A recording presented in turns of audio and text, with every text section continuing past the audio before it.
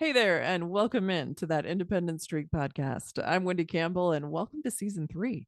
It's been quite the summer, and as we jump in, I think it's important to point out early my intention, and it really was my intention from the beginning of the podcast, is to spend some time talking with people who I do and don't agree with, a wide variety of personalities over a broad spectrum of topics. I think we've spent so much time getting comfortable in our echo chambers, especially with social media and our small neighborhoods. And it's just easier sometimes to have everyone agree with us. But I think really it's important to see both sides of any topic. I think we've lost that ability and it's time to start bringing it back. And that's not to say that you do or I do, but really that there's an opportunity to really learn more about different opinions and really see kind of where we can find that common ground. Now, that's not to say that Tom is controversial. In fact, he is nothing near controversial. What he is, however, is very helpful and very knowledgeable on the whole. I really enjoyed our conversation.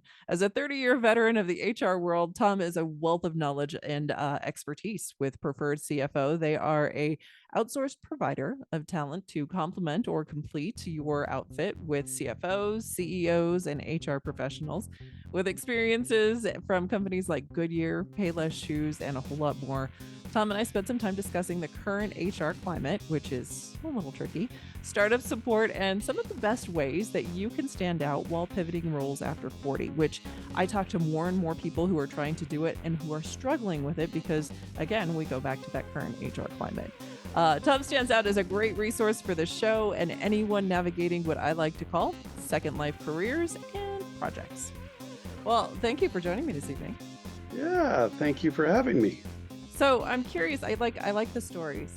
I like to hear how people got to where they are, especially the entrepreneurs and especially those who hit the C-suite and have some life experience to share. So do you mind walking me through the entire process? We'll just dive right in if you don't mind. Yeah, sure, no problem.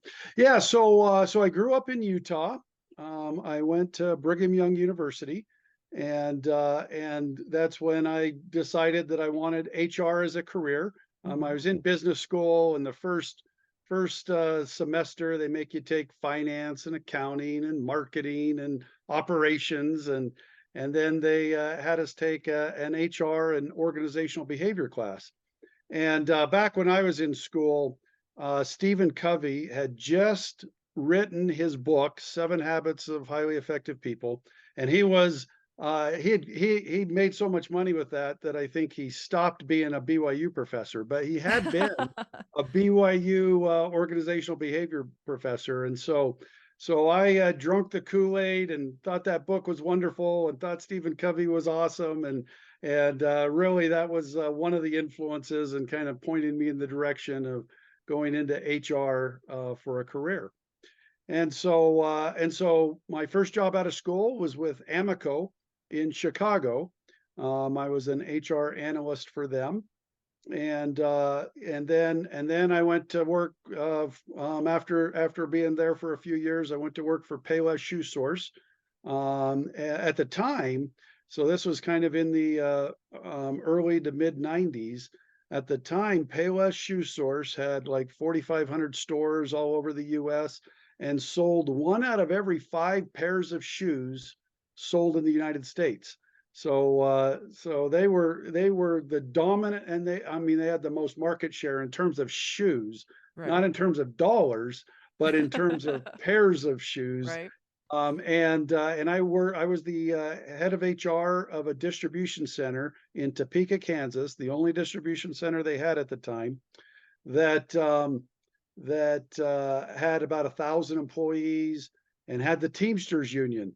So I've got a lot of interesting stories that happens when you have a distribution center of 1,000 employees that's running 24 hours a day, 7 days a week, and that out of every five pairs of shoes sold in the United States goes through that distribution center. But anyways, and then they moved me into another job where I was the head of HR of a division of stores that had about 500 stores and about I don't know 6,000 employees or something.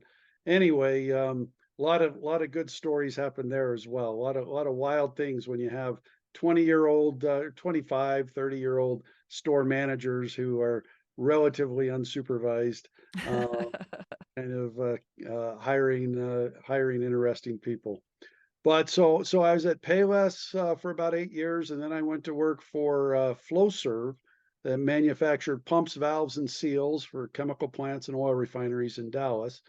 And I was in a number of different HR roles there, managing their union relations, managing one of their division of stores, managing a lot of their compliance with the EEOC and other things. And so that was an interesting experience. And then I moved to Goodyear Tire and Rubber Company in Ohio, where I was responsible for HR for their stores. They had about 600 tire stores throughout the U.S.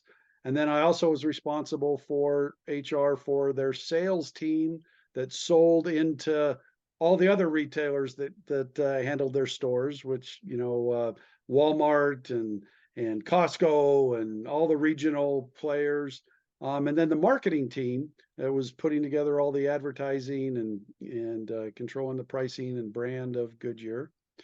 And then I went to work for a company called Belden that makes wire and cable and connectors and switches and routers, and worked there for 13 years. So that was my longest tenure. Um, and I lived in St. They were headquartered in St. Louis, Missouri, and so I lived in St. Louis for 13 years, which is actually the longest city I've ever lived in for my entire life. So that spanned more time in one city than I ever spent. And then I always wanted to get back to Utah. Always missed the mountains. Always came back here 3 or 4 times a year. But got the opportunity to move back to Utah, and I now work for Preferred CFO. We do outsourced finance, accounting, HR, and payroll for small companies. And we do projects for big companies as well, but most of our business is doing that type of work for small companies. Nice, nice. It sounds like you've got, and one of the reasons I wanted to talk to you, a very broad spectrum of experience, everything from unions all the way through to, large corporations where you're dealing with distribution and you're dealing with supply chain, plus you're dealing with a marketing team, and God bless you, because I know we're crazy, but like the Right, right. entire scope of all of it, which, let's circle back to the Teamsters, because I'm really curious. What's your best Sure. story with the Teamsters? Well, it was an interesting relationship. So this was in the 90s. A gentleman by the name of Bill Moore was the president of the local union there in Topeka, Kansas. And he was an interesting character, I'll tell you. And he would, I mean, they're all politicians, right? I mean, they have to get elected, and so they would put on a show when we'd fire somebody, and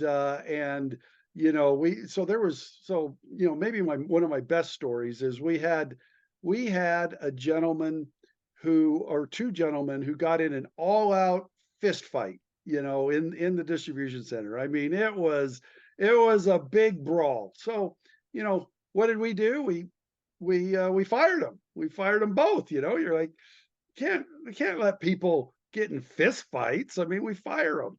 We're And civilized. so, it was one of them was, I think, relatively popular, or I don't know, but the union felt like they really needed to fight us on terminating one of the associates. And the other one that didn't start it, we actually, they grieved him as well, and we said, oh, we'll bring back the guy who didn't start it, but the guy who started the fight has got to go. So we fired him.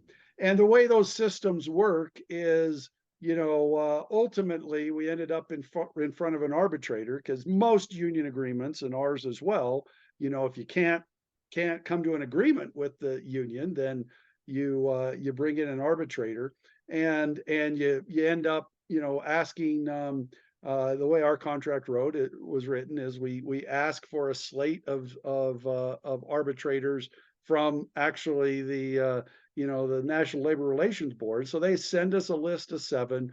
We do our research, we scratch one off, The union scratches one off until you end up with one. So that system just gives you somebody who's always going to look to try and split the baby because they don't want to be, viewed as pro company. They don't want to be viewed as pro union.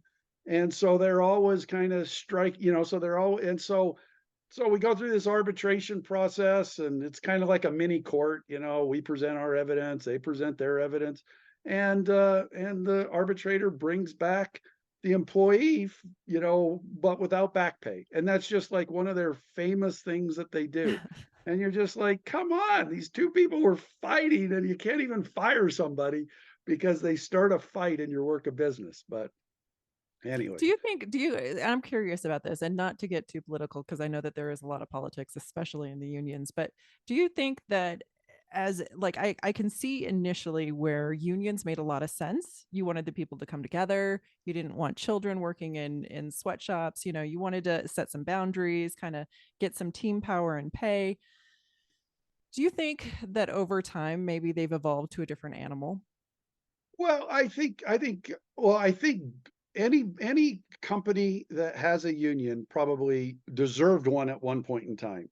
They may not deserve it now, but in unions, I mean, the percentage of the workforce that's unionized has diminished greatly over time. And I think it's less than 7 or 8% today. Oh, I wow. mean, it's pretty small. And the primary reason for that is most unions aren't being real smart about making sure they walk the balance of doing what the employees want them to do, which they have to do because they're elected, and Paid. but they need to make sure they don't make the company uncompetitive. And a lot of what the unions do when they don't let you fire people that, fight in the workplace, or they have other rules that make the company less efficient, Hmm. then one of the things that happens is unionized companies over the last 60, 70 years, a lot of them have gone out of business because they're not competitive anymore. Right. And so there certainly is that factor.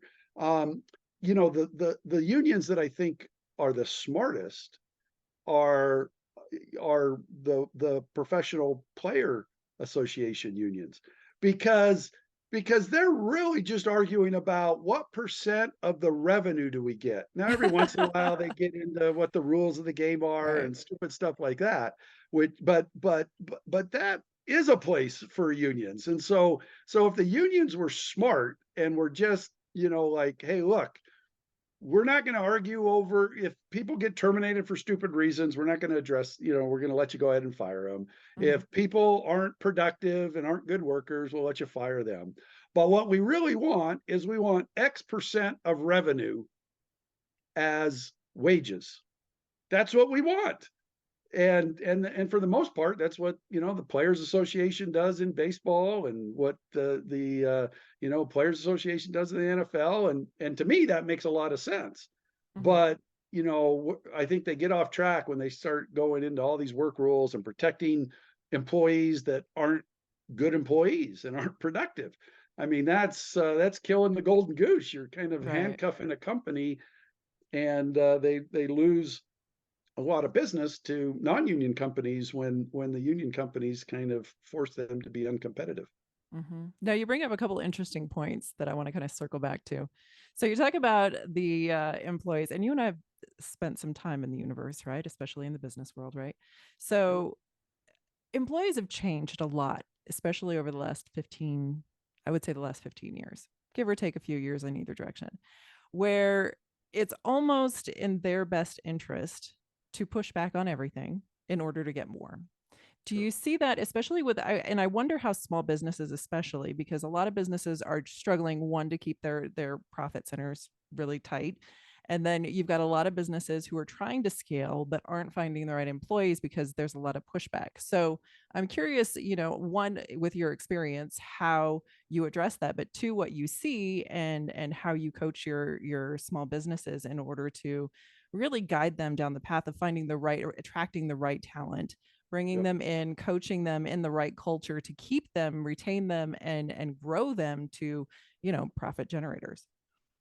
Absolutely. I mean, I think it really is the war on talent, and especially the last couple of years where unemployment's been so low.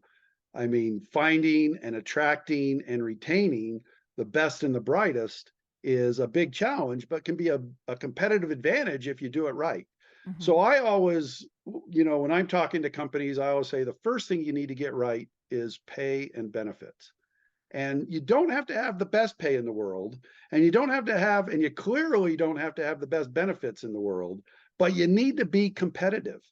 Mhm. And so you need to go out and look at who are you competing for talent, and what are they paying, and what are their benefits? And you need to make sure you're you're competitive, because if you're not competitive, that's just going to drive turnover, and turnover is expensive, Mhm. and it's kind of a hidden cost that a lot of people don't realize, but not being competitive is a high cost, and I've helped a lot of companies really quantify that cost of turnover, and many companies that I've worked with, we've actually increased the wages and saved money. Now, hardly anybody ever believes me when I tell them that. You go do an analysis, they've got high turnover. You look and you say, well, the first thing you need to fix is your pay and or benefits, because Mhm. that's driving, it's kind of Maslow's hierarchy of needs, and Right. that's driving the turnover. So you can do lots of other stuff and you're probably not going to make much of a dent in turnover, but you have really high turnover because you're not paying, your pay and benefits aren't competitive. And Mhm. if you will get them to be competitive, that alone will save you money. And every time everybody's like, no way, no way. All right, well, let's go do it. You have an operations person or an engineer or a manager, and let me work with them. And you go through and you quantify the cost of turnover, Right. and you can, it's not always totally easy to do, but there's a cost because there's a learning curve. Mhm. People, when you hire them in off the door, when they first come in, they're not as productive. So what's that costing you? Because you're paying them like they're being fully Right. productive, but Training they're is not so being fully expensive, productive. right? So Mhm. what's the cost of that? And then the recruiting cost and that kind of stuff's easy to quantify. There's usually a quality component. When people come in, they usually make some mistakes. Well, what's the cost of those mistakes?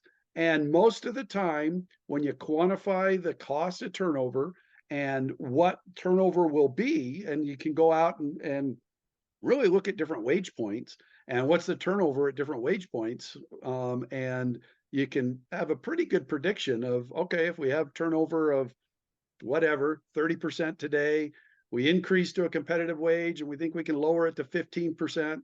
So what's that savings? And most of the time it ends up you end up saving money by, if you have uncompetitive salary and benefits, by becoming competitive. But Mhm. so that just kind of gets you in the game. Now, if you really want to make sure that you're attracting and retaining the best employees, then the best employees, you need to create all kinds of incentives for them to stay, both financially and culturally. And the manager, when you do surveys of employees on why they're leaving, and you really get to root cause, most of the time, if pay and benefits are competitive, then most of the time it's because they don't like their manager. Mhm.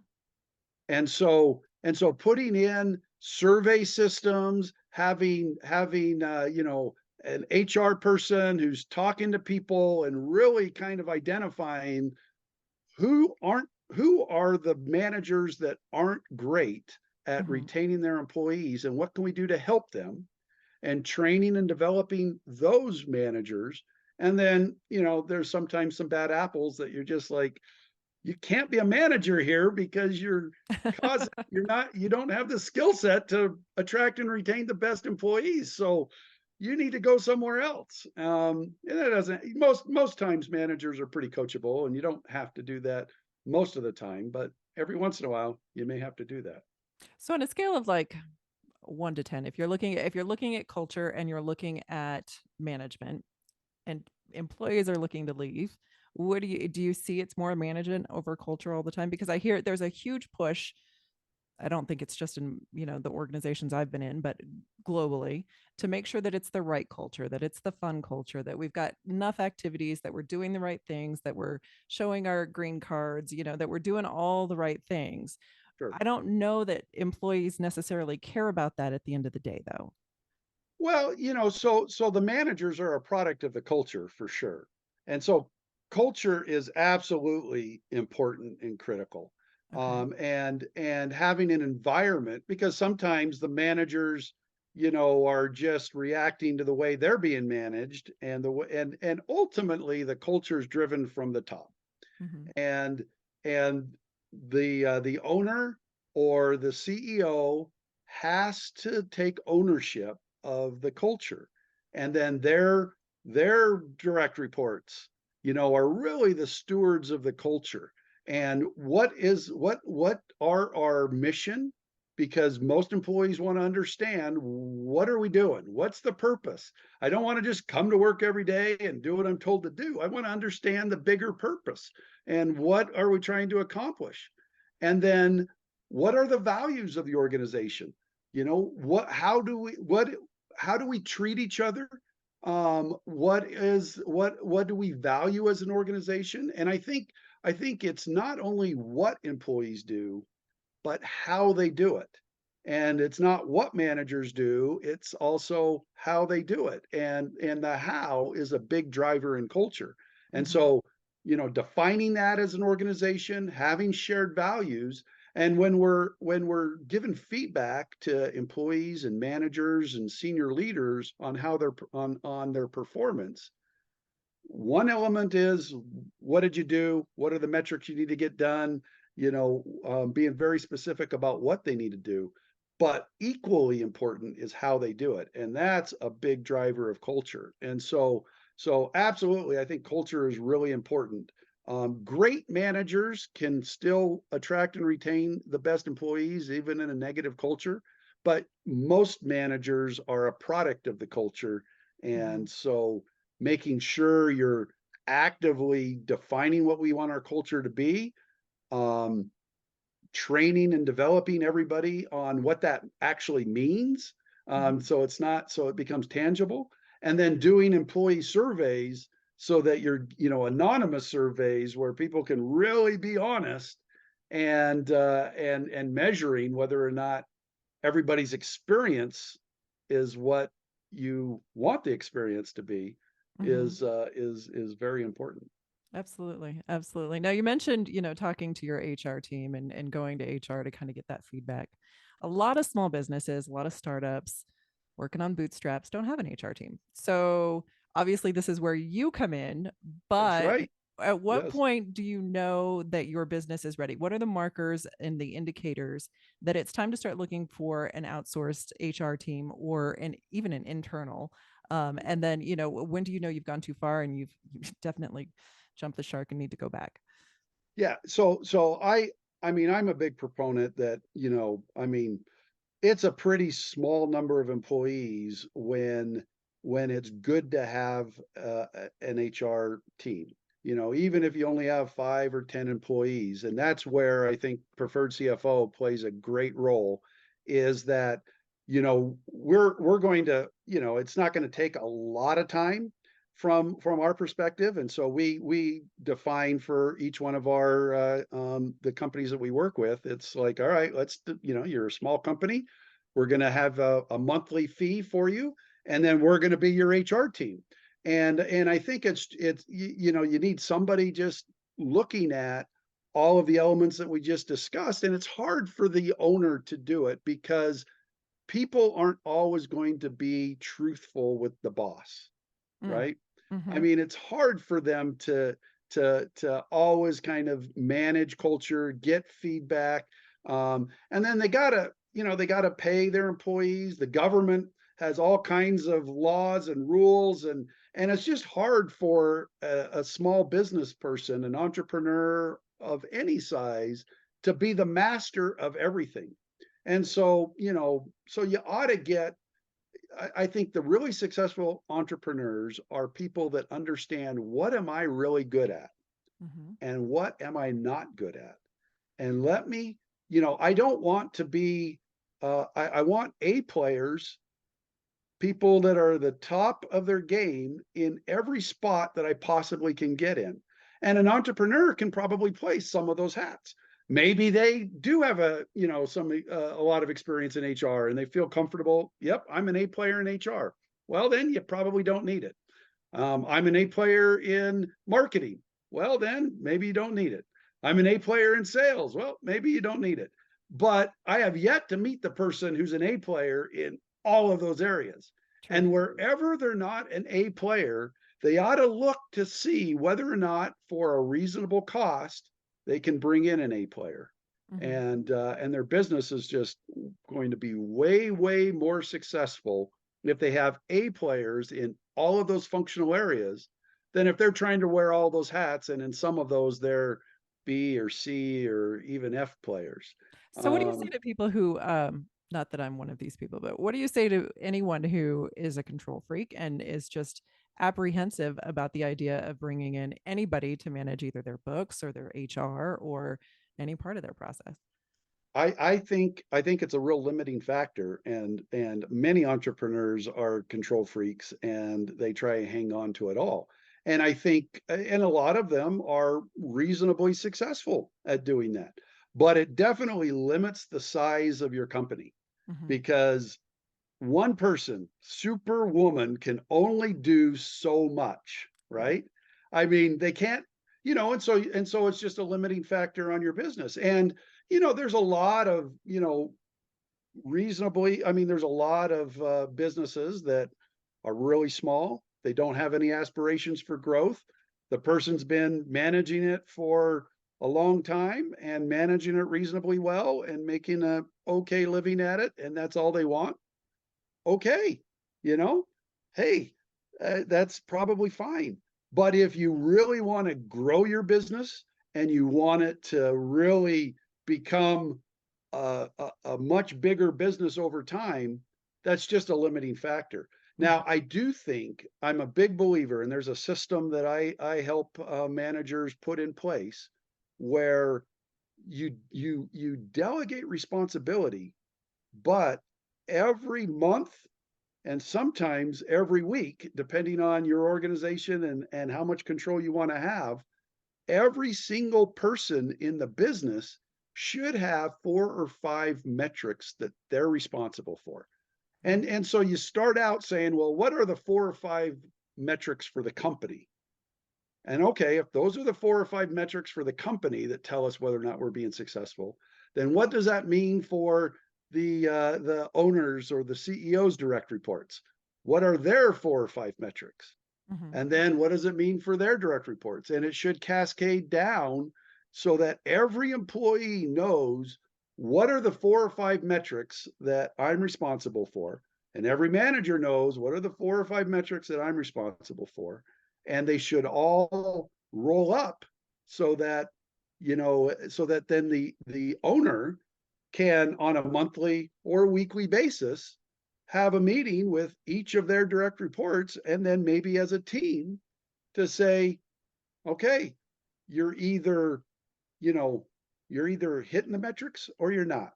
Mhm. And if you're hitting the metrics, it's a short meeting. Great. High fives all around. I know I'm in control. Everything's going well. And I can now go focus on the things that I'm an A player on, and I can leave, my other A players to do what they're doing. And I have my check in, whether it's weekly or monthly, and I know they're getting done what needs to get done. So I don't, I'm definitely in control, but I don't need to micromanage and be involved in Mhm. every single little decision because I've looked at the 4 or 5, 6 metrics.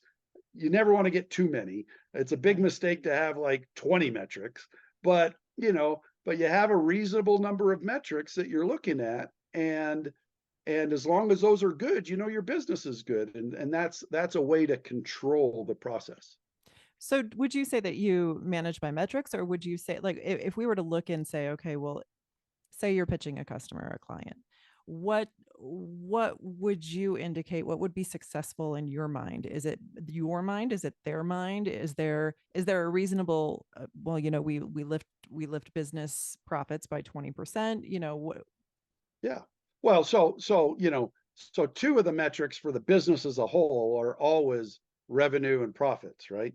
Right. So there's two of your four or five or six metrics. But then what is driving, what are the key drivers of revenue and profit? And do you want to grow? Mhm. So, there's definitely businesses that are, hey, I don't want to shrink, but I don't necessarily want to grow at 20% a year. And that's fine. Let's define, what we want to do and what we think is possible in the marketplace. And let's put together the revenue target for every week or every month or every quarter, whatever the case might be. But that's one target. Profitability is obviously another target.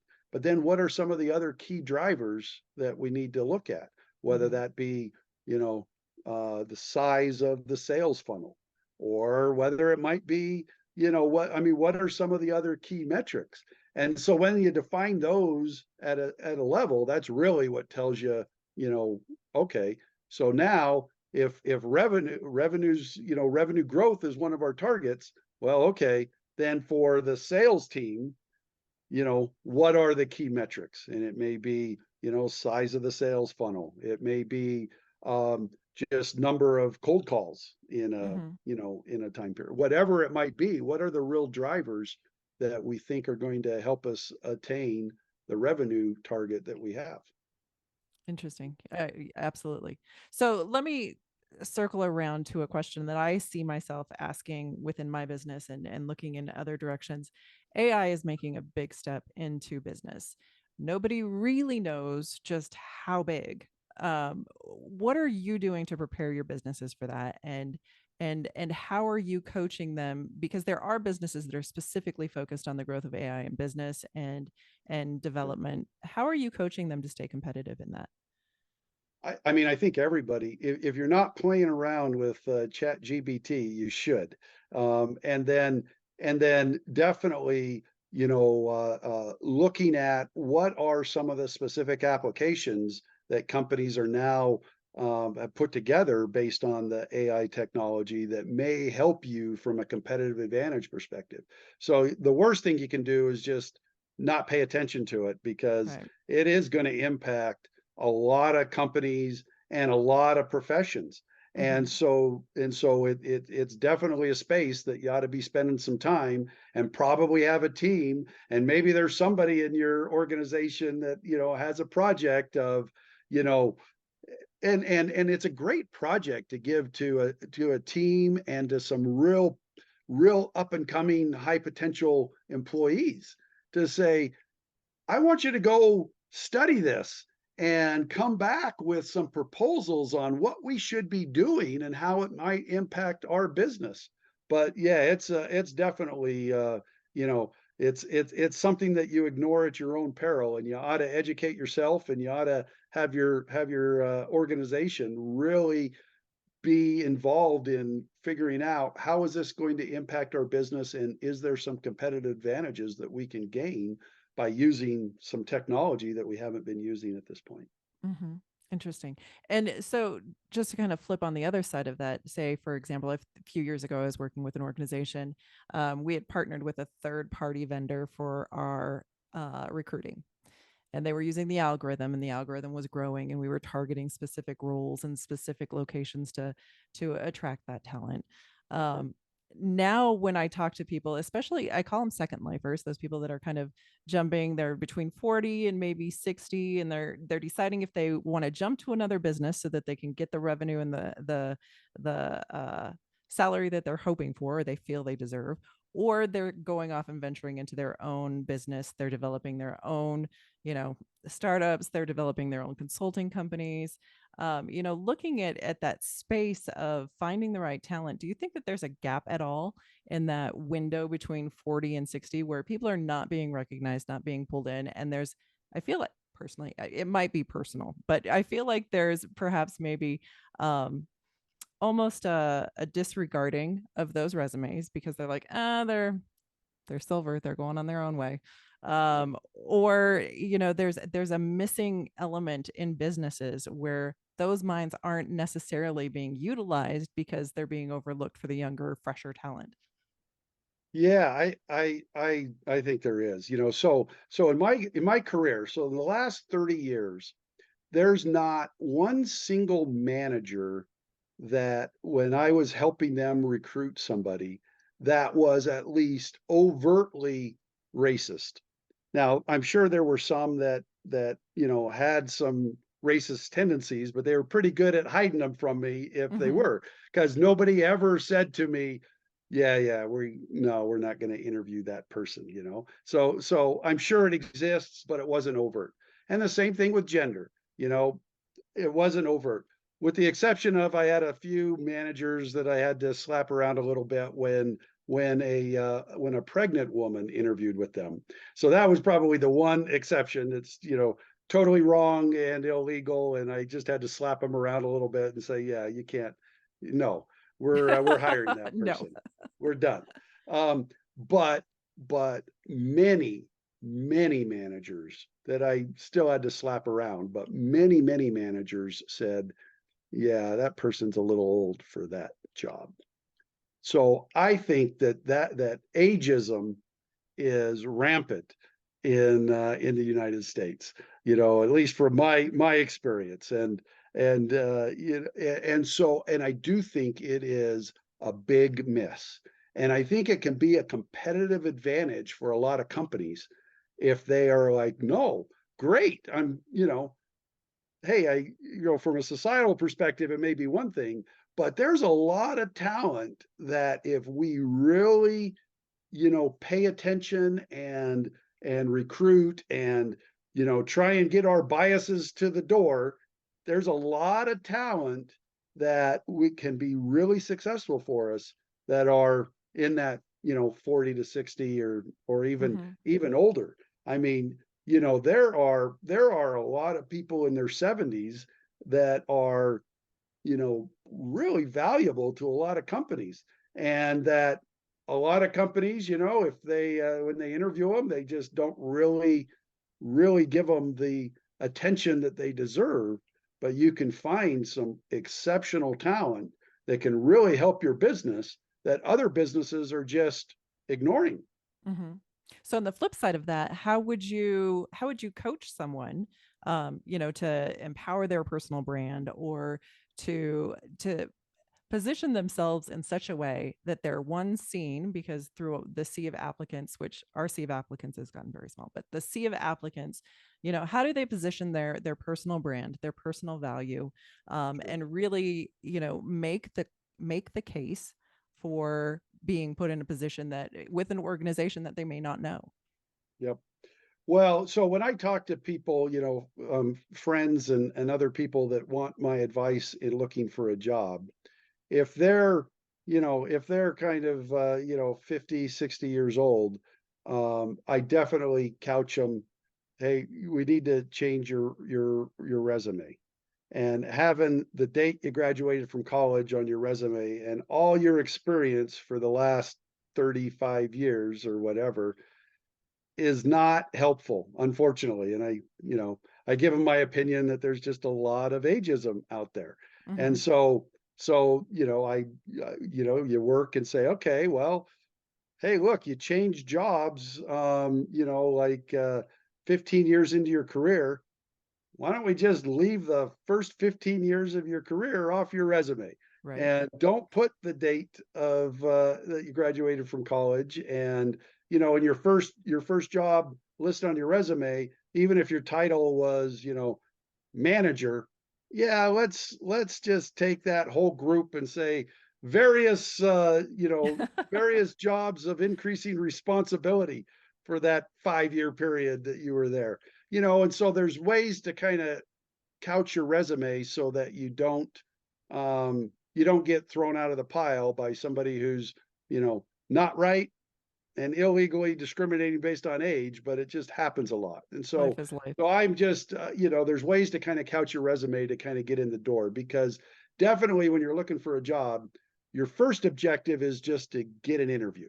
Right. And, and the resume is a big piece of that. Networking is another big piece. So when if, I can't count the number of times in my career and always, so I either me or somebody that's worked for me has probably hired over 1,000 people in my career. And not one time did we not interview somebody when somebody in the company, and it doesn't even matter, it doesn't have to be a big elevated, senior executive. Any person in the company that brings a resume and says, "Hey, I know you're looking for this job. Can you, interview my friend?" and gives me the resume, unless they're just totally unqualified on the resume. If they're anywhere in the ballpark, we're going to interview that person. And so that's, and then you got to sell, so interviewing for a job is all about selling. And so, if you get the interview, now you got to sell and convince them in the interview that you're the right person for the job and really help them understand the value that you're going to bring. And so, looking as young as you possibly can in an interview is also a good Pigtails it attribute. is. Yeah. And so, so having gray hair like I have is not always helpful in an interview, but they make you. How are you, Wendy? I'm great. I'm great. Technology eludes me sometimes. These things happen. I know. I appreciate you. I appreciate you. So we can jump right in because I know you've got better things to do. But what I wanted to do was circle back on the resume conversation. We were talking about Sure. um if you recall, kind of getting to that age where, resumes, you can clean up your resume, you can kind of dress it up a little bit so that you appear younger to candidates, or I'm sorry, to HR professionals, to companies. So my question to you is, there's a big push recently for personal branding, as in start your own website, create your own space within social media, do a number of different things to make yourself a thought leader, to stand out, to present yourself better, whether it be for um, really for offices and corporations or for starting your own business. So, my question to you is, one, is there value in that? And two, um, with that, how long do resumes have before they become, well, the dinosaurs that they are? At what point do we stop using resumes and really start looking at all these other elements? Yeah, I mean, I think those elements certainly have value, and especially if they're helping you reach hiring managers, if they're, show up on people's social media feed or some other way that, a hiring manager or recruiter comes across your information without even looking at it and says, "Oh, wow, that's intriguing and interesting." And definitely, there's certainly times when people may not even necessarily be actively looking for a role, but if you have some information out there that gets people thinking about, wow, that might be valuable for my business.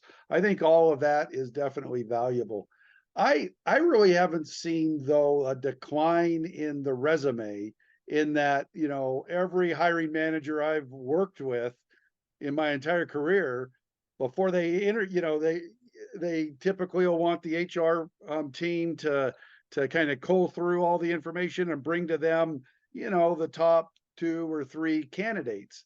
And I've never, when a manager has that expectation of the HR team, I've never once had a manager who would be even willing to talk to a candidate without a resume. I mean, that's just Mhm. like, and sometimes administratively, the resume didn't get there and the candidate shows up, and that's always the first question is the hiring manager's like, "Oh, you're here for an interview? Great. Yeah, I have you on my calendar. Hold on a second." And then runs down and finds the HR person and says, "Where's the resume?" "Oh, sorry, but yeah, so I don't know, maybe at some point resumes go away, but I haven't seen the start of that yet. Interesting, interesting. Yeah, I think in my personal belief, and this is just me, obviously, never having served in any part of HR teams, but it seems like almost like a formality. Like, okay, this is your bookend. So you need to have your resume and you need to have your cover letter and you need to make sure that you present well, but it's all within the same space of, we just need these things because we've always had them, you know? Sure. Yeah. No, I think that's true. And I think there are very successful people that are always networking. They're always talking. They're always kind of looking for their next opportunity, even though they may not really think they're going to leave their current company. Um, and and there's a lot of people that get jobs without necessarily going through the formal interview process because they get to know somebody, they've networked with them, they talk to them about what they're doing in their current role and what they've done in their career, and the next thing somebody wants to hire this person even though they skipped all the processes, which so kudos to that candidate. They're creatively looking for a job, and so Which I goes mean, back I to your earlier comment about it helps to know somebody within the organization because you just get the nod in through.